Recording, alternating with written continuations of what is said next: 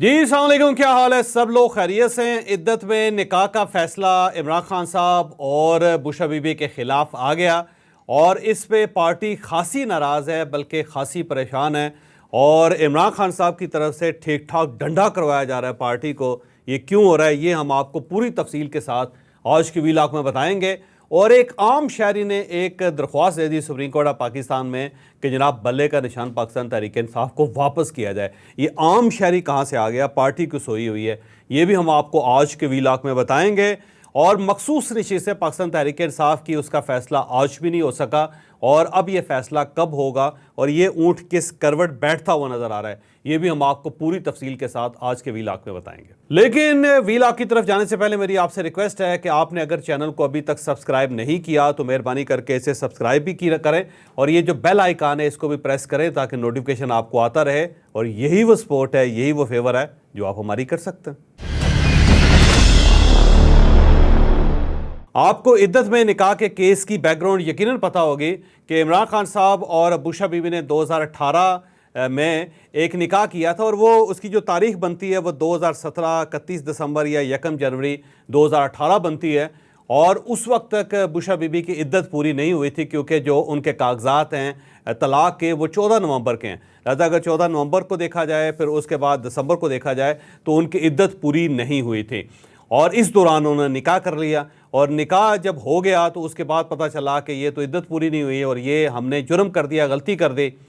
फिर उसके बाद फरवरी के अंदर जब वो इद्दत पूरी हुई तो एक दोबारा निकाह हुआ और अब ये क्लेम किया जा रहा है, अब जो निकाह खान है उनकी तरफ से भी क्लेम किया जा रहा है और जो गवाहान हैं उनकी तरफ से भी क्लेम किया जा रहा है कि फिर फरवरी के अंदर बाकायदा एक दूसरा निकाह हुआ था और वो रजिस्टर्ड निकाह है। लेकिन बहरहाल इस दौरान ये सारा इशू बन गया और जब इमरान खान साहब हुकूमत में थे उस वक्त भी ये इशू था, ये थोड़ा थोड़ा चल रहा था। लेकिन क्योंकि वो हुकूमत में थे और जनरल फैज़ हमीद साहब उनके साथ थे, जनरल बाजवा साहब भी उनके साथ थे, तो किसी जगह ये इशू नहीं बना। लेकिन जो ही इमरान खान साहब ने इस्टेब्लिशमेंट के साथ लड़ाई शुरू कर दी और उसके बाद जो कुछ हुआ वो आपके सामने, फिर ये इद्दत में निकाह का केस भी सामने आ गया। और फिर इस दौरान जो पुराने साबिक़ खामद थे बुशरा बीबी के खावर मानिका साहब, उन्होंने बाकायदा दरख्वास्त दे दी अदालत के अंदर। फिर ये केस चलता रहा और इस केस की तमाम समातें वो अडयाला जेल में जो खुसूसी अदालत थी उसके अंदर होती रही। जज साहब वहाँ जाते थे, खावर मानिका साहब भी वहीं पे पहुँचते थे, उनके वकील भी वहीं जाते थे, इमरान खान साहब के वकील भी वहीं होते थे, बुशरा बीबी के वकील भी वहीं होते थे। फिर बहरहाल वहाँ पे ठीक ठाक किस्म की लड़ाइयाँ भी हुई और बिल आखिर फिर उस केस का फैसला हो गया और उस केस में जज साहब ने 7 साल कैद की सज़ा इमरान खान साहब को सुना दी, 7 साल कैद की सज़ा बुशरा बीबी को सुना दी और ये बुशरा बीबी के खिलाफ वाहिद सज़ा थी। फिर सज़ा के बाद बुशरा बीबी को बनीगाला शिफ्ट कर दिया गया। फिर उन्होंने दरख्वास्त दी हाई कोर्ट से कि जनाब मैं बनीगाला नहीं रहना चाहती, मैं अपने खामद के साथ रहना चाहती हूँ, तो फिर उन्हें अडयाला जेल शिफ्ट किया गया। फिर इसके ऊपर ज़ाहिर है पाकिस्तान तहरीक इंसाफ की तरफ से एक अपील की गई थी, 2 अपीलें की गई। एक तो उन्होंने सज़ा मुअत्तली की अपील की और इसके साथ साथ दूसरी ज़मानत की अपील की उन्होंने कि दोनों को, बुशरा बीबी को और इमरान खान साहब को ज़मानत पे रिहा किया जाए। फिर उसके बाद आपको याद होगा कि एक जज साहब थे अर्जुमंद शाहरुख साहब, उनकी अदालत में ये केस चलता रहा, वहाँ पे भी ठीक ठाक किस्म के दलाइल होते रहे। फिर उसका फ़ैसला महफूज हुआ और जिस दिन ये फैसला सुनाना था उस दिन खावर मानिका साहब ने आके वहाँ फटा कर दिया अदालत के अंदर। वहाँ पे उनकी दूसरे जो फरीक है यानी बुशरा बीबी और इमरान खान साहब, उनके वकला के साथ लड़ाई होगी। वहाँ पे कारकुनों ने खावर मानिका साहब के ऊपर बोतलें फेंक दी, वहाँ पे खावर मानिका साहब को मुक्का मारने का एक वाक़या भी पेश आया था जो आपको याद होगा। बहरहाल जज साहब ने केस का फैसला सुनाने से इनकार कर दिया। उन्होंने कहा कि क्योंकि मेरे ऊपर एतराज़ किया जा रहा है लिहाजा मैं अब इस केस का फैसला नहीं सुनाऊंगा और वो अदालत से उठ के चले गए। उसके बाद फिर ये केस लटक गया और फिर अफजल मजोका जो थे वो एडिशनल सेशन जज हैं, उनको तैनात किया गया कि वो इस केस को दोबारा सुने और फिर उसके ऊपर फैसला करें। फिर साथ ही इस्लामाबाद हाई कोर्ट ने डायरेक्शन दी कि आपने 10 दिन के अंदर अंदर इसका फैसला सुनाना है और साथ 1 महीने की तारीख दी गई जो अपीलें हैं उसके ऊपर।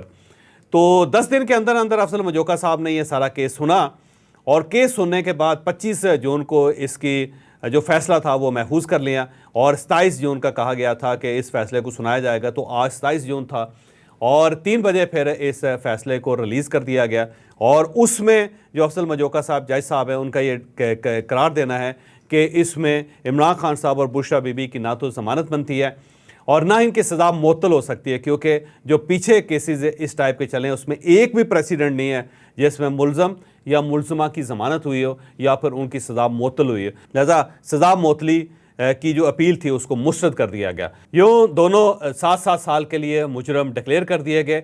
अब बुशरा बीबी और इमरान खान साहब 7 साल कैद भुगतेंगे।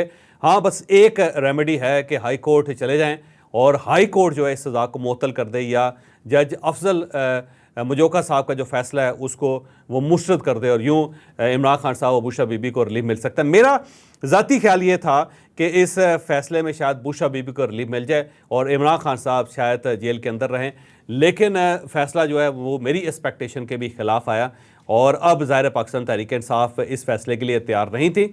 लिहाजा अदालत के अंदर ही इमरान खान साहब और बुशरा बीबी के हक़ में नारे शुरू हो गए और अदलिया के ख़िलाफ़ और गवर्नमेंट के ख़िलाफ़ वहाँ पर नारेबाजी शुरू कर दी गई। उसके बाद पाकिस्तान तहरीक इंसाफ के वर्कर्स और इनके लीडर्स बाहर निकले और अदालत के सामने खड़े होकर उन्होंने एक धुआंधार किस्म की प्रेस कॉन्फ्रेंस की, जिसमें ज़्यादा टाइम जो है ख़वातीन को दिया गया, क्योंकि पाकिस्तान तहरीक इंसाफ अब इस चीज़ को समझ चुकी है कि अदालत से रिलेटेड चीज़ें हों तो वहाँ पे जो ख़वातीन हैं उनको थोड़ा सा लिवरेज मिलता है। गवर्नमेंट के ऊपर भी तनकीद करनी हो या खातून का इशू है तो उसके ऊपर ख़वातीन की जो राय है उसको बर्दाश्त कर लिया जाता है। तो लिहाजा अब जहाँ पे भी इस किस्म का कोई इशू होता है तो फिर किसी खातून एमएनए को सामने किया जाता है और फिर वो खातून एमएनए वहाँ पे बात करती हैं। कंवल शोज़फ साहिबा ने आज बात की और ठीक डट के बात की उन्होंने।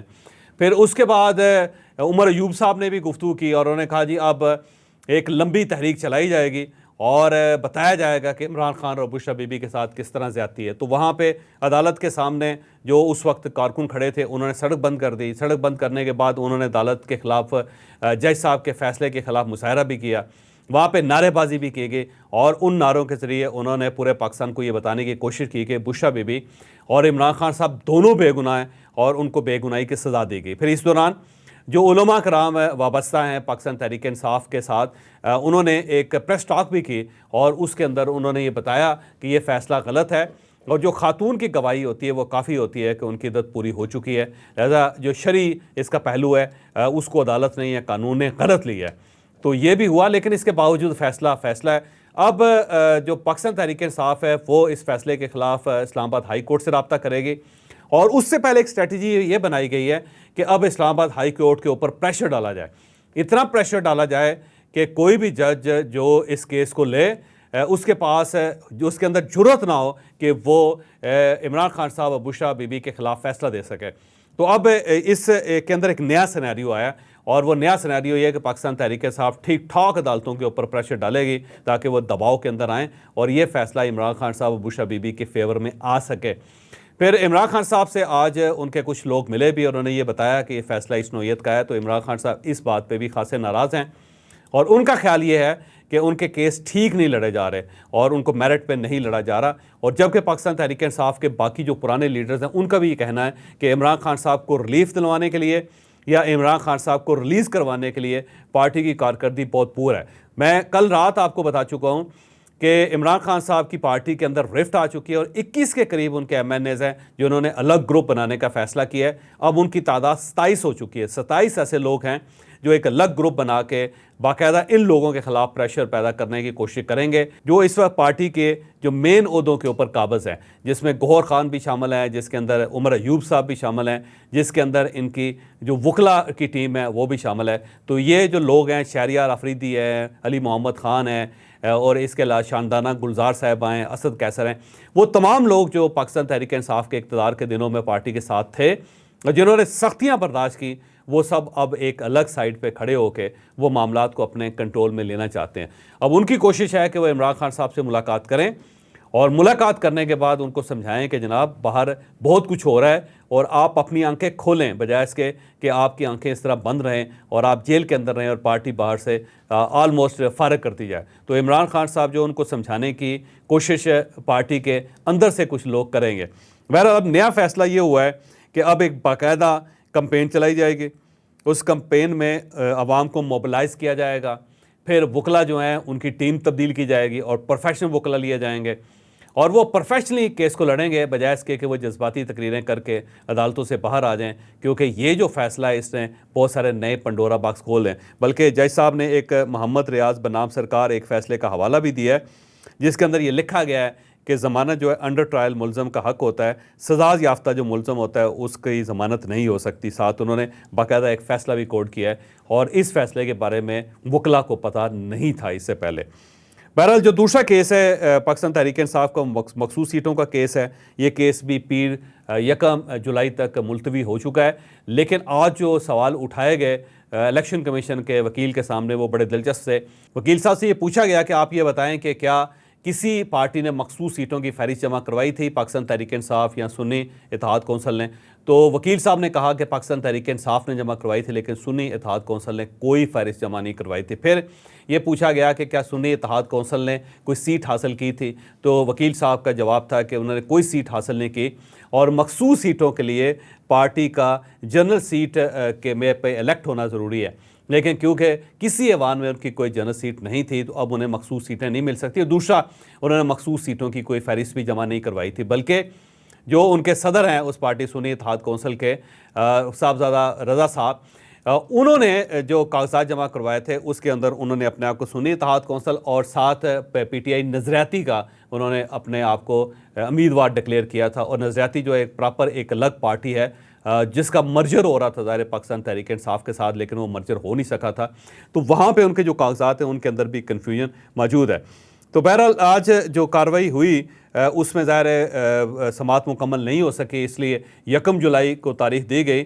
और अब इस समाअत को सुनने के बाद यूँ महसूस होता है कि शायद पाकिस्तान तहरीक इंसाफ को ख़ास रिलीफ ना मिल सके, क्योंकि अदालत बार बार ये क्लेम कर रही है कि जनाब जो 13 जनवरी का फ़ैसला था हमारा, उसमें हमने किसी जगह ये नहीं कहा कि इस पार्टी को मुकम्मल तौर पे फारिग कर दिया जाए या इसे इलेक्शन ना लड़ने दिया जाए। ये तो फ़ैसला गलत इंटरप्रेट किया गया था। और अगर पाकिस्तान तहरीक इंसाफ को इसके ऊपर कोई एतराज़ था तो उसको चाहिए था कि वो सुप्रीम कोर्ट ऑफ पाकिस्तान से रब्ता करती, ताकि सुप्रीम कोर्ट ऑफ पाकिस्तान अपने इस फैसले की तशरीह करके इनके जो हकूक़ हैं उनको प्रोटेक्ट करती। तो पाकिस्तान तहरीक इंसाफ की तरफ से गलती हुई और साथ साथ इलेक्शन कमीशन ने इस फैसले को गलत ट्रीट किया।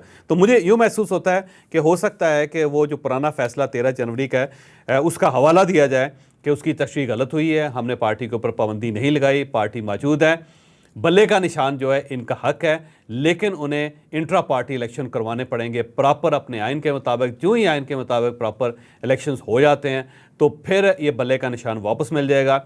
लेकिन अब सुन्नी इत्तेहाद कौंसिल जो है वो ज़ाहिर एक अलग पार्टी और उसने फहरिस्त जमा नहीं करवाई थी, लिहाजा हमारा नहीं ख्याल कि इनको ये मखसूस सीटें मिल सकती हैं। अब सवाल ये है कि ये जो मखसूस सीटें क्या दूसरी पार्टीज़ को दे दी जाएंगी, उनमें तकसीम कर दी जाएंगी? मेरा नहीं ख्याल कि उनमें तकसीम कर दी जाएंगे। हो सकता है कि ये सीटें इस टेन्योर के लिए, इस असम्बली के लिए साकत कर दी जाएँ और ये समझा जाए कि जितनी सीटें इस वक्त मौजूद हैं उसी को कुल असम्बली समझा जाए, और जो ही नए इलेक्शन हो तो फिर उसके बाद ये दोबारा ये सीट्स जो होंगी उनकी तादाद में इजाफा हो जाएगा।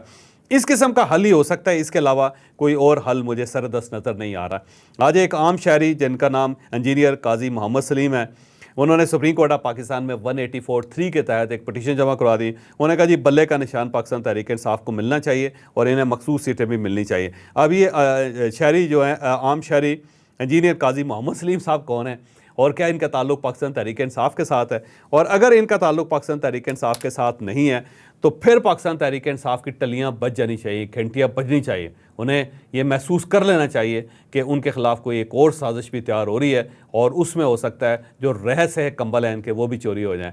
तो उन्हें चाहिए कि खुद ही कोई अपील कर दें, खुद ही कोई पटिशन वहाँ पर दायर करवा दें, क्योंकि इस पार्टी में इस वक्त सबसे ज़्यादा वकला मौजूद हैं। तो इतने वकला की मौजूदगी के बावजूद आप अदालतों के अंदर क्यों हार रहे हैं, क्यों मार खा रहे हैं? इस चीज़ की आज तक हमें समझ नहीं आ सकी कि क्या ये जो वकला हैं प्रोफेशनल नहीं हैं, या फिर इन वकला के पास इनके हाथ में कोई नहीं है, या फिर ये सब लोग समझते हैं कि जब तक इमरान खान अंदर है उस वक्त तक हम भी सियासत के मैदान में मौजूद हैं। जिस दिन इमरान खान साहब बाहर आ गए उस दिन हम सब भी फारग है। तो इन सब की बका भी इसी में है कि इमरान खान साहब को जेल के अंदर रखा जाए। लिहाजा ये दिलो जान के साथ शायद केस नहीं लड़ रहे और इस वजह से भी ये मसाइल पैदा हो चुके हैं। बहरहाल मुझे इजाज़त दीजिए, अगले व्लॉग में मुलाकात होगी।